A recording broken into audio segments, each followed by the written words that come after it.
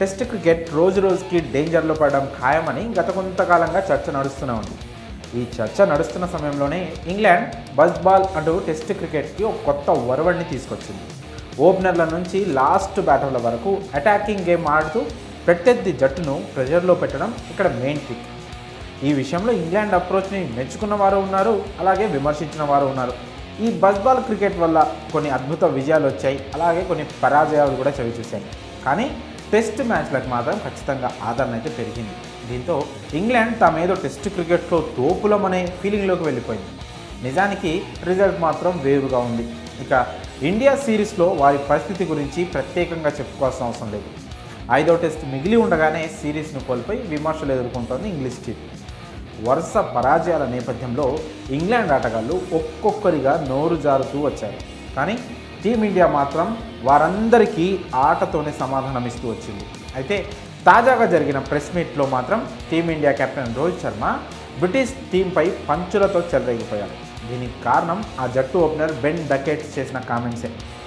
3వ టెస్ట్లో Indian opener Jaiswal double సెంచరీతో వీర విహారం చేసిన సంగతి అందరికీ గుర్తుంది. డకెట్ ఆ మ్యాచ్ తర్వాత జైస్వాల్పై పొగడ్తల వర్షం కురిపించాడు. కానీ జైస్వాల్ టెస్ట్ క్రికెట్ అంత ఫాస్ట్గా ఆడడానికి తమ బజ్ బాల్ కాన్సెప్ట్ కారణమని, తమ అప్రోచ్ ఎంతో మందిలో మార్పు తీసుకొచ్చిందని డకెట్ ఏవేవో కామెంట్ చేసి ఇంగ్లాండ్ క్రికెట్ స్థాయిని పెంచుకునే ప్రయత్నం చేశారు. అయితే ఇంగ్లాండ్ ఓపెనర్ చేసిన ఆ కామెంట్స్కి టీమిండియా కెప్టెన్ రోహిత్ శర్మ ఇప్పుడు దిమ్మ తిరిగే ఆన్సర్ ఇచ్చి అందరి నోర్లు మోయించాడు. జైస్వాల్ బ్యాటింగ్ని డకెట్ మెచ్చుకోవడం మంచి విషయమే, కానీ ఆ ఆటకి స్ఫూర్తి మాత్రం ఇంగ్లాండ్ జట్టు కాదు, అది అతని సహజ శైలి. నిజానికి ఇంగ్లాండ్కి బజ్ బాల్ తెలియకముందే టీమిండియా ఆ అప్రోచ్తో ఆడి చాలా విజయాలను దక్కించుకుంది కూడా.